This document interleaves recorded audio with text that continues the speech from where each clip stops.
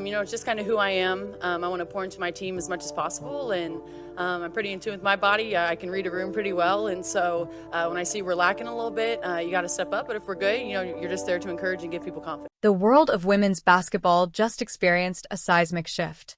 And for once, it didn't happen on the hardwood. When the news broke that Caitlyn Clark had officially signed a multi-year partnership with NBC Universal to become a special contributor for their basketball coverage, the sports world froze. This wasn't just a rookie signing a standard sponsorship. This was a hostile takeover of the media narrative. Clark effectively told the world that she doesn't need the WNBA's validation, nor does she need to play in their new Unrivaled off-season league to stay the biggest name in sports. But while the WNBA establishment responded with their usual icy silence, one player decided to break ranks. Sophie Cunningham, the Phoenix Mercury star often painted as the villain in Clark's story, has seemingly had enough of the charade. In a series of moves and comments that have flown under the radar of the mainstream media, Cunningham has exploded at the hypocrisy that is rotting the league from the inside out. She is exposing the jealousy, the financial stupidity, and the internal politics that are threatening to ruin the biggest golden goose the sport has ever seen. To understand why Sophie Cunningham is losing her patience, you have to understand the magnitude of what Caitlyn Clark just did. For decades, the script for WNBA players was written in stone. You play the season and then you go overseas to Russia, Turkey, or China to grind for a paycheck because the league doesn't pay enough to live comfortably on a superstar level. Or, more recently, you bow down to the pressure and join the league-approved off-season camps. Clark took that script and threw it in the trash. By joining NBC, she'll be appearing on Sunday night football broadcasts, Big Ten Saturday night, and debuting at Madison Square Garden. But she won't be in a jersey, sweating for loose ball. She'll be in a blazer, sitting next to icons like Vince Carter and Carmelo Anthony. This is a level of mainstream integration that no female basketball player has ever achieved this early in her career. She is positioning herself not just as a WNBA player, but as a peer to the biggest male athletes in the world. And the silence from the WNBA league office, it speaks volumes. They know they are losing control over her. And that terrified silence, is exactly what Sophie Cunningham is reacting to. The backdrop of this explosion is the drama surrounding the new Unrivaled league. This 3-on-3 league was founded by Breanna Stewart and Nafisa Collier, two massive stars who are also high-ranking officials in the WNBA Players Association. They aggressively courted Clark, reportedly offering her over $1 million equity in the league and a contract structure that was compared to Lionel Messi's deal in Miami. The pressure was immense. The narrative being spun behind the scenes was that if Clark didn't join, she wasn't supporting the sisterhood. She was expected to use her fame to boost their league, to put money in their pockets. When Clark said no and chose NBC instead, the resentment in the old guard circles reached a boiling point. They viewed it as a betrayal, but this is where the story twists. Sophie Cunningham, who has been around the block, sees the situation for what it really is, a smart business move. Cunningham knows that the Unrivaled league has a potential conflict of interest.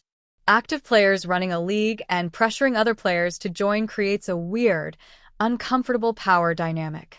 By rejecting that pressure, Clark proved she can't be bought or bullied. The media has spent the last year trying to manufacture a blood feud between Sophie Cunningham and Caitlyn Clark. They replay the clips of physical fouls, the trash talk, and the hard screens, trying to paint Cunningham as the enforcer sent to humble the rookie. And sure, Sophie plays a physical, gritty game. That's her brand.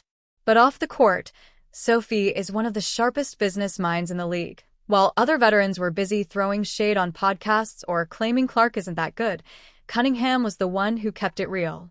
In the midst of the charter flight debates, it was Cunningham who openly admitted that the only reason they weren't flying commercial anymore was because of Caitlyn Clark. She exploded the narrative that the league was growing organically. She gave credit where it was due. Her recent frustration seems to stem from a league that is happy to take the money Clark generates, but refuses to give her the respect she earns. Cunningham is looking around the locker rooms and essentially asking, "Are you guys serious?" She sees the chartered planes, the sold-out arenas, and the new TV deals, and she, Music knows exactly who signed the check. This is why Cunningham's reaction to the NBC News is so important. The media wants her to be hateful. They want a soundbite of her saying Clark doesn't deserve the NBC spot, but Cunningham isn't giving it to them. Instead, her explosion is directed at the critics and the system. She understands that rising tides lift all boats. If Caitlyn Clark becomes a massive media star, music on NBC, that brings more eyeballs back to the WNBA when the season starts, Cunningham is exposing the short-sightedness of the players who are bitter. It's almost as if she's saying, let her get the bag, because that bag eventually helps us, too. This breaks the code of silence that veterans usually uphold. Usually, WNBA players stick together publicly. Music, even if they are wrong. Cunningham is breaking rank to side with common sense, and in the cliquey world of the WNBA, that is a revolutionary act. Let's dig deeper into the mean girl culture that Cunningham is inadvertently exposing. We've seen the comments from legends like Sheryl Swoopes, Music, who tried to erase Clark's records from the history books with false stats.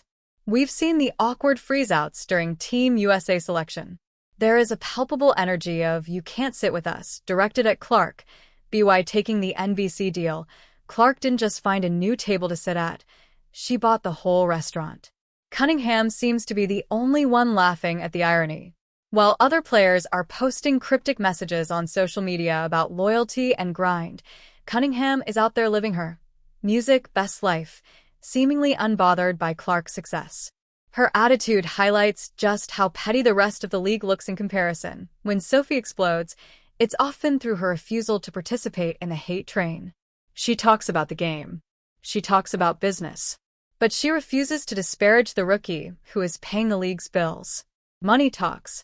And right now, Caitlyn Clark is screaming that we need to talk about the numbers, because this is what truly drives the jealousy Cunningham is calling out.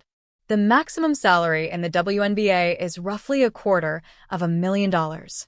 The Unrivaled league was offering big money, but it still required physical labor, playing basketball, risking injury, and grinding in a training camp in Miami. The NBC deal, rumors suggest the compensation is astronomical. Music likely dwarfing her WNBA salary, and she doesn't have to break a sweat.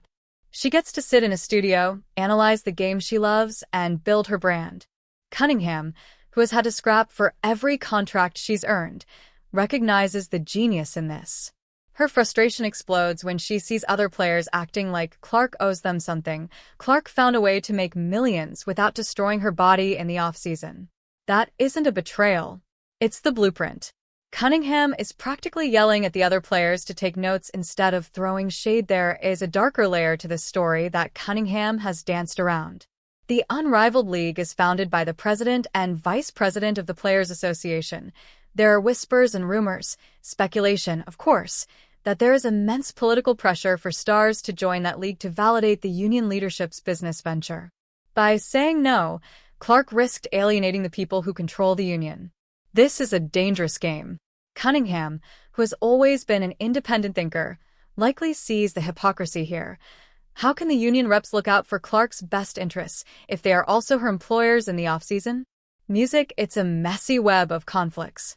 When Cunningham speaks out about keeping it real, she is